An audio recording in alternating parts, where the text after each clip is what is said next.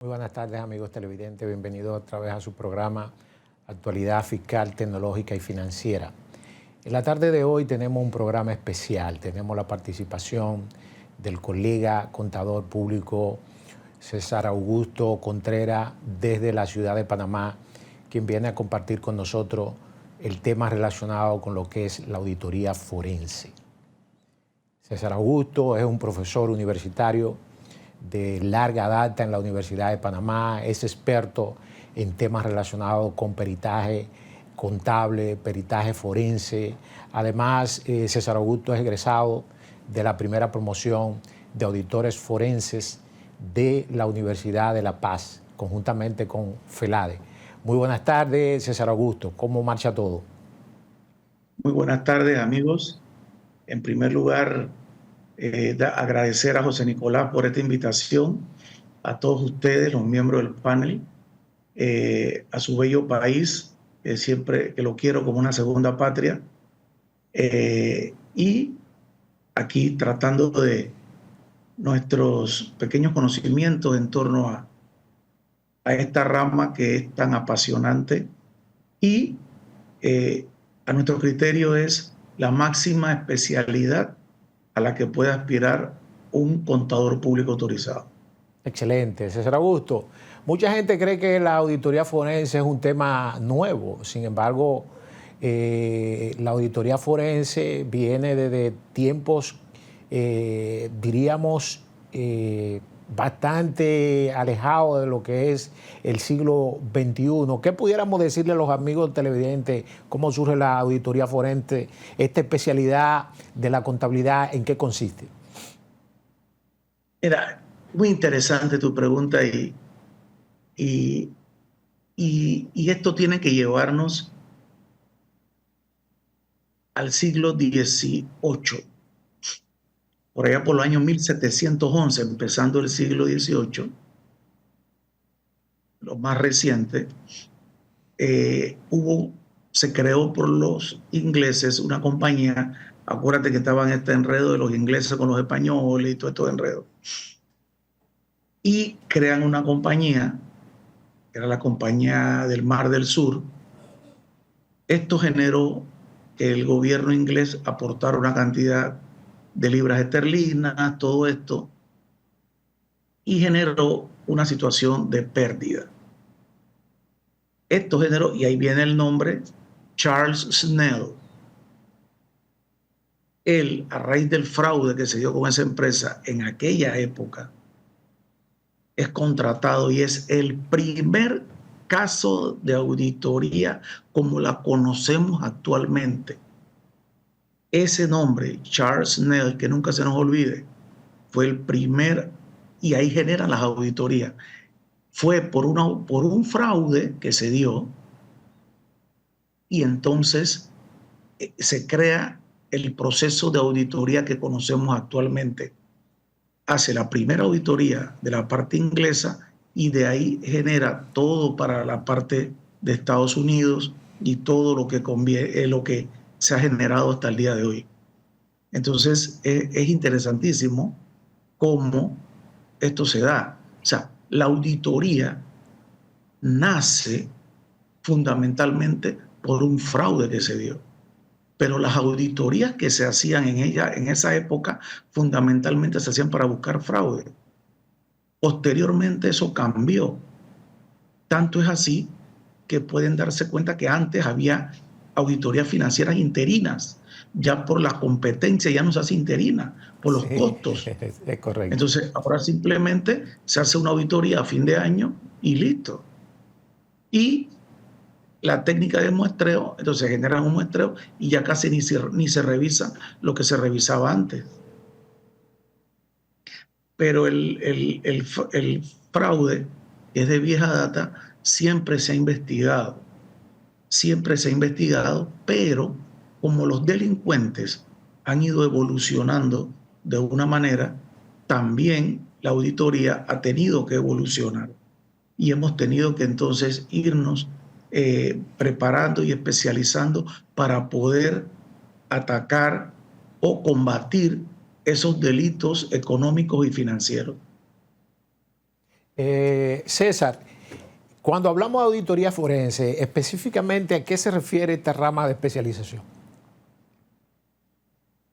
La auditoría forense es o sea, tenemos que estar claro que la auditoría forense va a funcionar o va a servir en el aspecto judicial,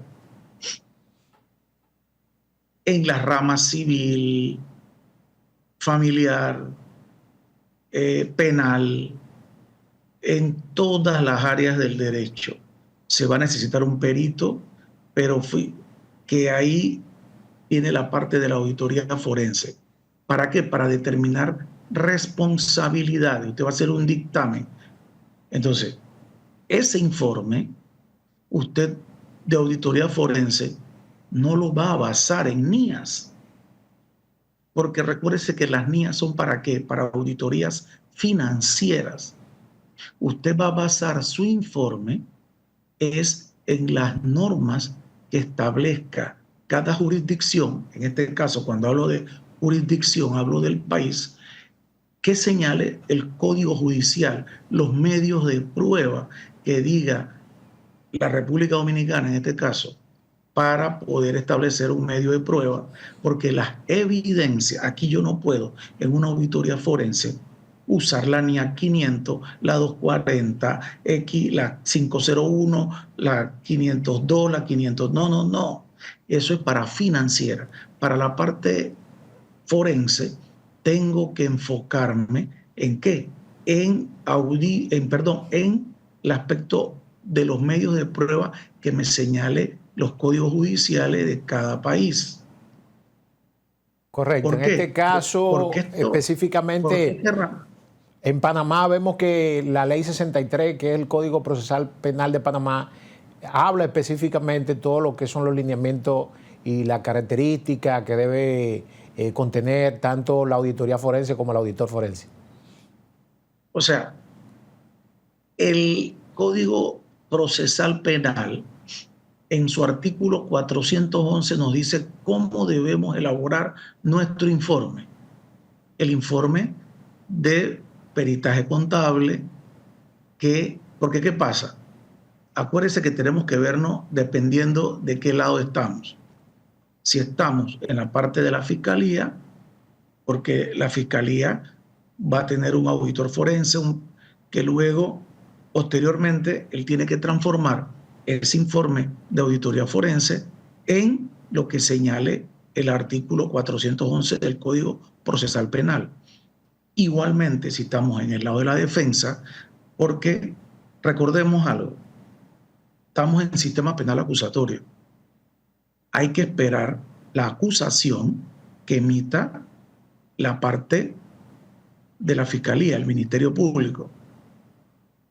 Entonces también hay que ver el tipo de delito, porque si es un delito de lavado de dinero, tiene que haber el delito precedente y tiene que existir, ¿verdad? Porque acuérdese que en los delitos de lavado de dinero la carga de la prueba es inversa. O sea, usted tiene que probar que es inocente, presentando documentación de que usted no lavó. En el caso de ese tipo de delitos. Y en el caso de los delitos precedentes nos referíamos... Usted es inocente hasta cuando se pruebe lo contrario. Entonces, en eso también hay que tener claridad en ese tipo de delitos. Yo me imagino que en República Dominicana es igual. Los delitos de lavado, la carga de la prueba es inversa. Entonces, el auditor forense tiene que estar claro en eso y tiene que estar claro en toda esa parte legal que hay.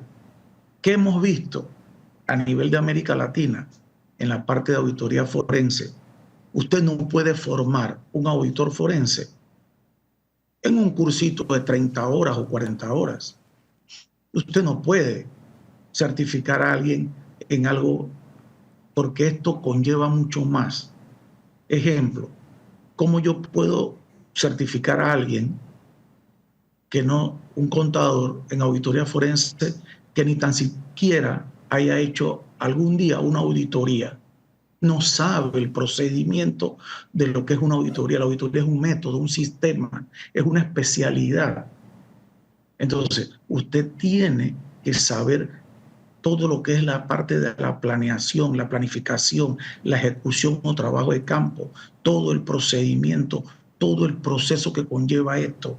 Adicional a eso, tienes que conocer las técnicas de investigación, que es lo que manejan los detectives, la parte policial, la parte de criminología. Usted debe manejar todo ese tipo de situaciones, debe ver cómo se perfila, cómo conversa con la persona, la entrevista, cómo lo hace, todo eso debe manejarlo.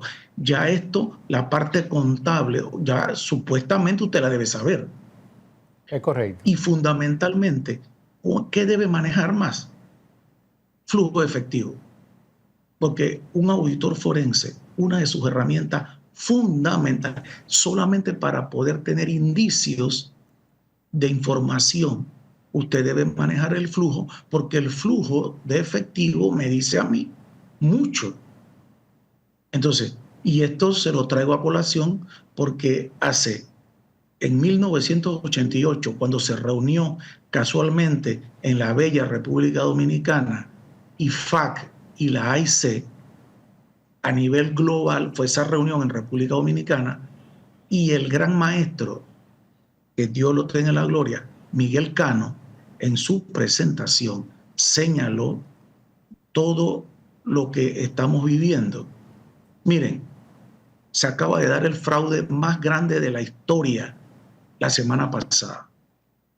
Y no he visto en muchos medios que se hayan hecho eco de eso, de Evergrande en China, 78.000 millones de dólares, donde PwC es la firma auditora de esa empresa.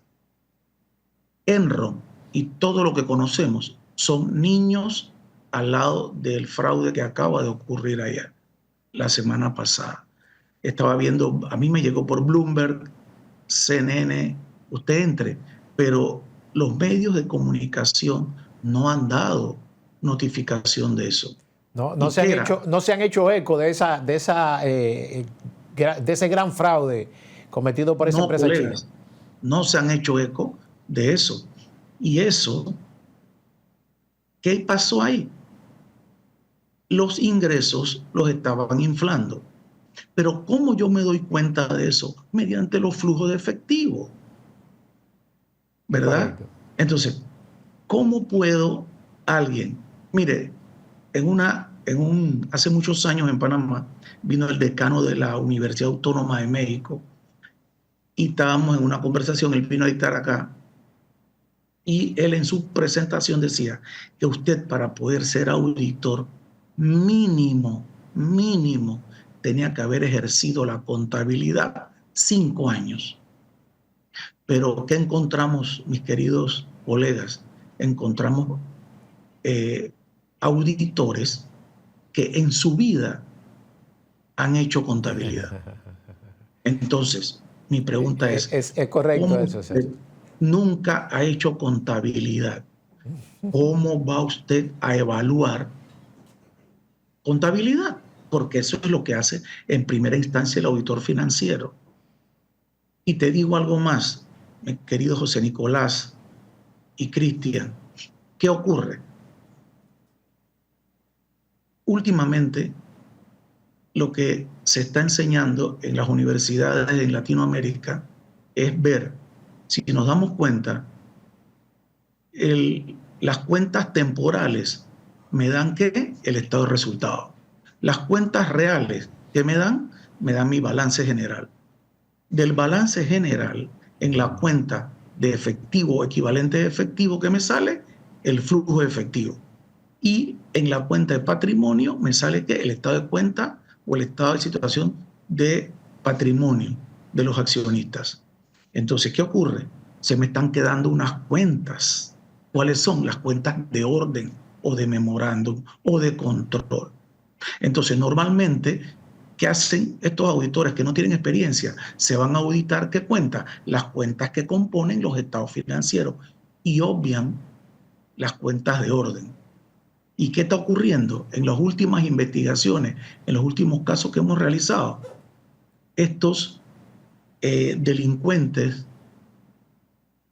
inteligentes, porque hay que llamar, utilizan las cuentas de orden, porque ahí esconden todas sus cosas. Y como Entonces, quedan cerradas al final del periodo, aparentemente no dejarían ningún rastro.